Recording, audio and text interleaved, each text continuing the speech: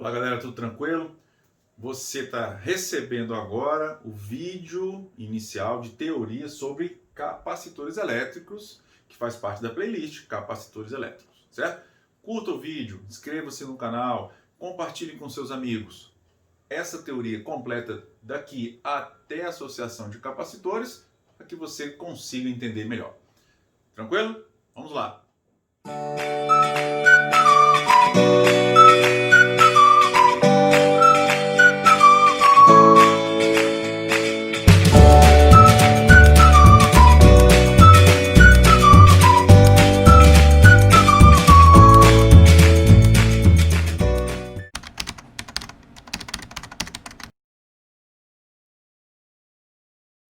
Olá galera, tudo tranquilo com vocês? Vamos lá! Primeiro, você precisa entender um detalhe muito importante. O tema capacitores é um tema que muitas vezes os exercícios na escola, os alunos, na escola, no ensino médio, eles deixam um pouco de lado. Por normalmente receber esse conteúdo já no final do ano e por entenderem que no meio da teoria, ao descobrir que trabalhar com capacitores parece muito trabalhar com resistores, você vai entender daqui a pouquinho, o aluno acaba deixando de lado porque já fez tantos exercícios, já estudou tanto a ideia de resistores que acha que é simplesmente fazer o efeito oposto com capacitores que sempre vai dar certo. E aí é um perigo enorme, tá? A partir desse momento, ok? O que é o capacitor elétrico? É um dispositivo no circuito elétrico, tem uma função, armazenar energia, trabalha com essa simbologia. Eu mostro aqui para você agora um capacitor. Então esse é um capacitor elétrico. Legal? Ele tem vários formatos. Esse aqui é um capacitor cilíndrico. Você vai ligar no circuito. Ele vai armazenar energia armazenando cargas elétricas. Tem vários modelos de capacitores por aí. Nós vamos nos prender, principalmente por conta da geometria relacionada com a nossa matemática, no capacitor de placas planas e paralelas. Então aqui eu vou desenhar um circuitinho elétrico para nós termos uma noção. Nesse circuito eu tenho uma bateria, um capacitor e uma lâmpada, um LED, um resistor. Uma chave aqui que eu vou colocá-la aberta, outra chave aqui que eu vou mantê-la aberta. Então eu tenho dois circuitos, o circuito pretinho aqui e o circuito verdinho, ok? Eu vou fechar esse circuito aqui de baixo, fechar esse interruptor, essa chave, e a partir daí o polo positivo da minha bateria, ele vai tirar elétrons dessa placa, deixando essa placa positiva, e o polo negativo leva elétrons para essa placa, deixando essa placa negativa, criando entre as duas placas um campo elétrico chamado de campo elétrico uniforme. Então, entre as placas do capacitor de placas planas e paralelas, você trabalha o campo elétrico uniforme. Nesse campo elétrico uniforme, nós temos a nossa relação entre campo, distância e diferença de potencial entre as placas ou entre dois pontos, duas equipotenciais. Nós costumamos chamar isso aqui de teorema do Edu. Ok? Beleza, deixa isso guardado. Agora vamos lá. O que importa aqui? Você quer guardar essas cargas aqui para depois, abrindo o circuito de baixo, fechando de cima, fazer aparecer uma corrente elétrica usando essas cargas saindo da placa negativa, usando o circuito verde e fechando aqui instantaneamente em cima desse meu resistor. Ok? Você não quer que essas cargas pulem para cá. Então, entre as placas do capacitor, é interessante que você coloque um material isolante. Então, aqui no meio das placas, você tem que colocar um isolante. Esse isolante, ele tem um campo elétrico máximo que ele suporta. Se eu colocasse, criar entre as placas aqui um campo elétrico maior do que o isolante suporta, aí eu vou ter uma descarga elétrica entre as placas do capacitor, queimando o meu isolante. Então, o meu isolante, que pode ser também conhecido como dielétrico, ele tem uma rigidez dielétrica. Legal? Vamos relembrar o que é isso. Rigidez dielétrica. A rigidez dielétrica é o valor do maior campo elétrico que o isolante consegue suportar sem perder suas propriedades físicas em relação aos campos elétricos. Ok? Então vamos lá. Coloquei um isolante, o meu capacitor com o meu isolante, Se ele está funcionando direitinho, não tem descarga. Ou seja, não tenho corrente elétrica onde tem o capacitor. Se por acaso passe uma corrente elétrica pelo capacitor, o capacitor está queimado, está danificado, tenho que trocá-lo. Okay? Então, onde eu encontrar um capacitor no meu circuito, eu já fico antenado. Por ali eu não tenho corrente elétrica, mesmo que exista diferença de potencial. Ok, galera? Tudo tranquilo? Vamos lá. Esse meu capacitor de placas planas e paralelas, o que eu faço com ele? Ligo aqui a chave pretinha, arranco elétrons, trago para cá, acumulo elétrons, o meu carregador, que o meu capacitor é carregado por indução eletrostática. Agora eu vou abrir essa chave aqui para facilitar a minha vida e vou fechar essa outra chave. Quando eu fecho essa chave, eu, entre aspas, abro o caminho para esses elétrons voltarem para essa placa. Então, todos passam aqui no intervalo de tempo muito curto, aumentando a minha corrente elétrica e dando uma potência diferenciada, comparativamente com esse resistor ligado direto à bateria. Então, descarrego o meu capacitor. Quero carregar, fecho essa, abro essa, carrego de novo e faço a segunda descarga e assim sucessivamente. Então, assim funciona o meu capacitor. Esse meu capacitor, ele tem uma capacidade de armazenamento. A capacidade de armazenamento é chamada de capacitância para a gente, simbolizado pela letra C. A capacitância, agora presta bastante atenção no meu capacitor, tá? A capacitância do capacitor de placas planas paralelas depende do quê? Como é que eu consigo armazenar mais cargas? Primeiro, tendo placas maiores. Então, quanto maior a área das placas, diretamente proporcional, maior a capacitância. Colocando um isolante que aguente campos elétricos cada vez maiores. Esse meu isolante, então, ele tem uma constante, um número, que vai me dizer se ele é melhor ou pior isolante para poder ter maior ou menor capacidade. Então, depende aqui de uma grandeza, tá? É uma constante de permeabilidade elétrica. O isolante. E entre essas placas eu tenho uma o quê? Distância. Existe uma distância entre as placas. Como eu mantenho a DDP constante, D e E são inversamente proporcionais. Então, quando eu tenho um grande campo elétrico, eu consegui armazenar mais cargas. Então, ele é inversamente proporcional. Então, eu coloco aqui o Dzinho embaixo. Então, a capacitância depende do tipo de isolante, do material do isolante, da área das placas e da distância entre as placas. Depende do material, dos materiais e da geometria do meu capacitor. Legal? Mas eu posso conseguir medir a capacitância de um capacitor quando eu vou ligando esse capacitor em DDPs e vou medindo a carga que ele guarda. Cuidado, nós vamos usar isso aqui demais. Então, quando você olha para essa equação, você começa a querer analisar a capacitância em função da carga do DDP. Por exemplo, a capacitância mantendo a DDP constante, ela é diretamente proporcional ao quê? Ou mantendo a carga constante, ela é inversamente proporcional ao U, a DDP. Isso não é válido. A capacitância não depende nem da carga e nem depende da DDP. Ela depende desses elementos aqui em cima. Exemplo, me acompanha. Eu acabei de comprar esse capacitor. Está novinho, não tem carga nenhuma guardada nele, não tem nenhuma energia acumulada nele. Qual a carga dele? Zero. Qual a DDP entre as extremidades dele, das placas dele? Zero. Se ele tem carga zero e DDP zero, quer dizer que ele não tem capacitância? Não. Porque se esse capacitor não tivesse capacitância, para que eu iria comprá-lo? Para que eu vou comprar um capacitor que não consegue guardar nada? Estão entendendo o raciocínio?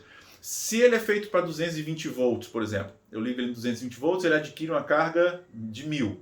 Então, se eu ligar ele em 110, ele adquire 500, mas a capacitância dele permanece constante, independente da carga e da DDP. A partir disso, nós usamos um recurso matemático muito importante. Se a capacitância é constante, se eu resolvesse montar um gráfico estilo carga no eixo Y, DDP no eixo X ou vice-versa, o meu gráfico tem esse aspecto aqui, ó. Carga zero, DDP zero. À medida que eu vou ligando DDPs maiores, as cargas vão aumentando, lógico, até eu criar um campo elétrico que o isolante ainda consiga suportar. A figura associada nesse tipo de gráfico é sempre um triângulo. Agora, se de repente eu calculasse a área dessa figura geométrica, ó, formada aqui, essa área me daria o quê? O que ela poderia me fornecer? Lógico, vamos fazer aqui uma análise bem simplificada, tá? Eu sei que é um triângulo, eu sei que é base vezes altura sobre 2. Mas a base representa a DDP, A altura representa a carga, ó. Ok, galera? Como é a área de triângulo, é base vezes altura por 2. Então, o cálculo dessa área te dá o quê? Carga vezes DDP sobre 2. Vamos lembrar da definição de potencial. Aqui, para melhorar ainda, diferença de potencial é o trabalho dividido pela carga. Quando eu passo multiplicando Q vezes U, que é exatamente o que eu tenho aqui, eu tenho o trabalho que é a variação de energia. Então, a área formada nesse tipo de gráfico me dá exatamente o quê? A energia armazenada pelo capacitor. Como essa área é Q vezes U sobre 2, a energia armazenada no capacitor, ela pode ser calculada por Q vezes U sobre 2. Ou, se eu isolar Q é C vezes U, pode ser também C vezes U ao quadrado sobre 2. Ou ainda, se eu isolar o U, substituir, vou encontrar uma outra equação. Então, a área aqui me dá o cálculo da energia. Ok? Então, já temos algumas informações muito importantes que fogem ainda, né? Ainda não chegamos nas associações. Então, isso aqui tudo é muito cobrado em exercícios. Tudo bem, galera? Ok? Um minuto enquanto eu apago o quadro, nós vamos para a associação de capacitores. Só um minuto.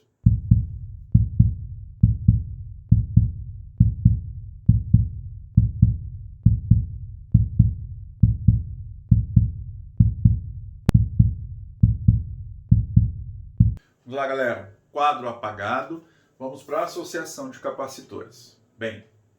Bem como resistores, geradores, nós vamos associar os capacitores em série e em paralelo. Aqui você corre um certo perigo se você não prestar atenção em alguns detalhes, do tipo, ao associarmos capacitores em série e paralelo, vamos calcular a capacitância equivalente, aprender a calcular isso. Ao aprender a calcular isso, você vai ver que ela é exatamente o contrário da associação de resistores. E aí o aluno acha assim, poxa, se eu já estudei e aprendi resistores, eu não preciso estudar capacitores, é só eu pensar o contrário. Cuidado, porque o mais importante aqui são as propriedades, tá? Então vamos lá. Aqui eu tenho um único fio. Nesse fio eu vou ligar capacitores, eu vou colocar a simbologia. Legal? 3 aqui, por exemplo. Vou chamar de C1, vou chamar de C2, vou chamar de C3. Eles podem ser iguais, eles podem ser diferentes, não tem problema nenhum. Aí eu ligo esses 3 capacitores aqui a um único gerador ou uma associação, ou seja, a uma voltagem equivalente. O polo positivo, ele vai arrancar elétrons dessa placa aqui. Ó. Então olha só o que eu vou te falar. Esse polo positivo só ataca essa placa. Se ele tirar, por exemplo, X elétrons daqui, deixando um número de prótons, eu vou fazer esses elétrons, a partir do polo negativo, migrarem para cá.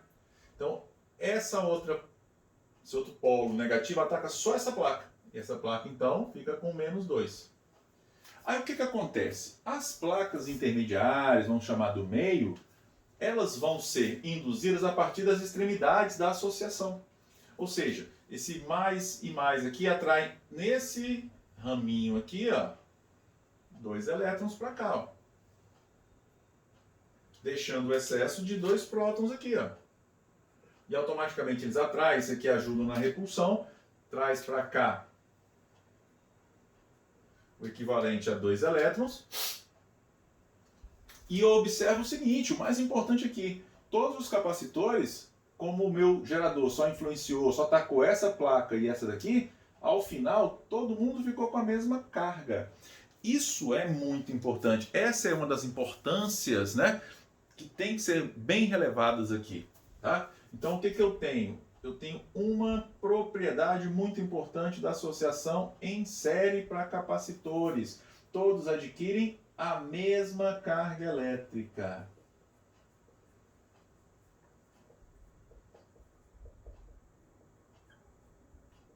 Legal? Todos adquirem a mesma carga elétrica. E bem como se fossem, né, resistores em série, se eu tenho aqui 100 volts, eu tenho as DDPs dos capacitores no qual os polos estão submetidos, somadas me dando DDP total. E aí fica bem parecido com a associação de resistores. Tá? Ou seja, a DDP equivalente da bateria toda, ela é igual a DDP do capacitor número 1 mais a DDP do capacitor número 2 mais quantos capacitores eu tenha. Essa é uma associação em série. Quando eu pego a minha equação, capacitância é carga por DDP, isola a DDP. U é igual a quem? Q sobre C. Substituo aqui, eu vou ter o U equivalente. Seria um Q equivalente pelo C equivalente. O U número 1 seria o Q1 pelo C1, mais o Q2 pelo C2. E quantos eu tivesse, ó. Ok? MV, por que você não colocou o Q equivalente, Q1, Q2? Porque todos têm a mesma carga. As cargas são todas iguais. Então eu já simplifico. Ó. Então o que sobrou? Que 1 sobre a capacitância equivalente é igual a 1 sobre C1 mais 1 sobre C2 mais quantos capacitores eu tenha. Um C índice N aqui no final. Ah, agora eu percebo o que você estava falando. Aqui é o mesmo cálculo que eu faço para resistores em paralelo, mas não é só pensar em apenas fazer o contrário. Isso aqui é muito mais importante nos exercícios. Ok? Como é a ideia do resistor em paralelo, você também pode calcular o capacitor equivalente fazendo o produto pela soma quando eu tiver apenas 2, ou pode calcular a capacitância equivalente pegando a capacitância de vários capacitores iguais, tem que ser iguais, dividido pelo número de vezes que ele aparece. Então aqui para 2 capacitores, certo? E aqui para capacitores iguais. O mesmo raciocínio que você tinha para resistores. Legal, galera? Tudo tranquilo? Isso é uma associação em série de capacitores. Muitas vezes você vai reconhecer na figura, olhando e tentando fazer a seguinte comparação. Ah, então capacitores em série são aqueles em que todos estão no mesmo fio, que seriam percorridos todos pela mesma corrente. Acabo de falar uma grande bobagem. Não passa corrente elétrica pelos capacitores. Mas se você quiser fazer uma comparação, né, visual, como se passasse a mesma corrente pelos três. Mas em hipótese nenhuma, corrente pelos capacitores. Ok? A próxima ideia, o próximo modelo é uma associação em paralelo. Como que é a associação em paralelo? Vou colocar 2 capacitores aqui, ó. Eu tenho um capacitor aqui, que eu vou chamar de C1. Um capacitor aqui, que eu vou chamar de C2. Iguais, diferentes, ligados a uma mesma bateria, a um mesmo gerador.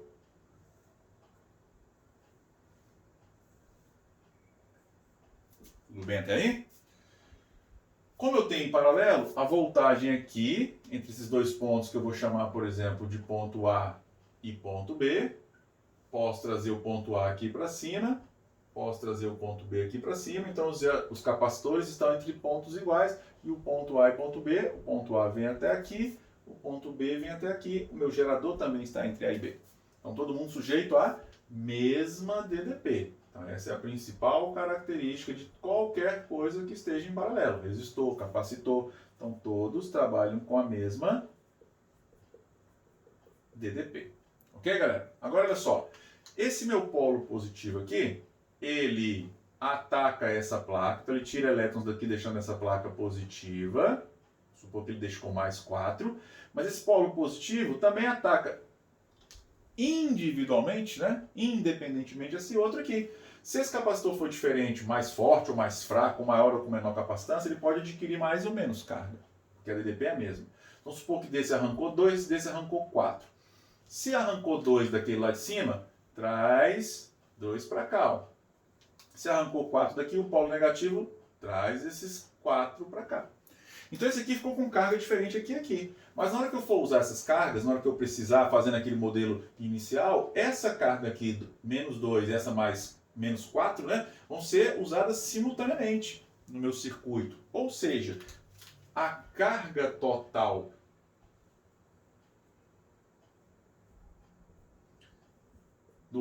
da minha associação é igual a Q1 mais Q2 mais quantos eu tivesse. Q índice N. Pega daqui de novo. Q é C vezes U.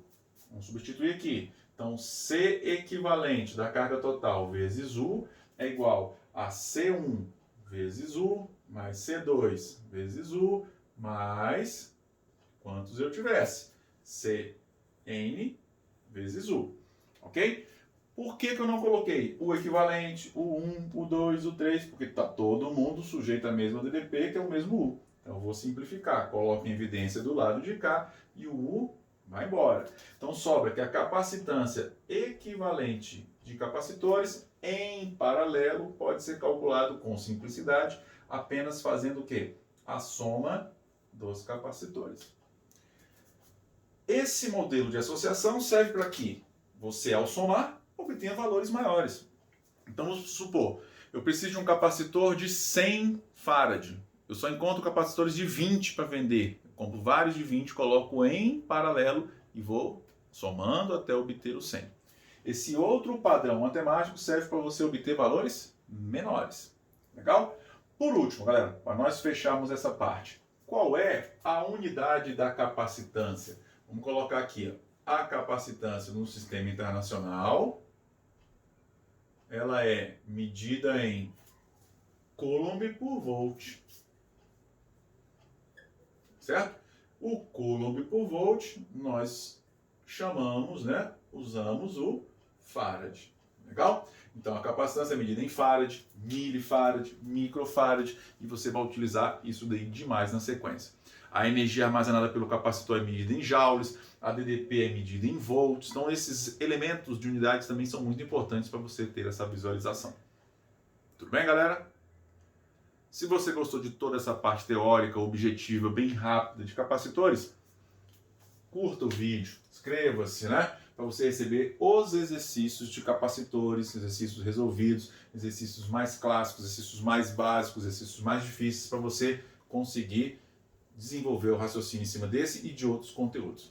Inscreva-se no canal, receba vários endereços de várias playlists, nos acompanhe, né? Nas redes sociais, todas ali na descrição do vídeo. É isso aí, galera. Um grande abraço.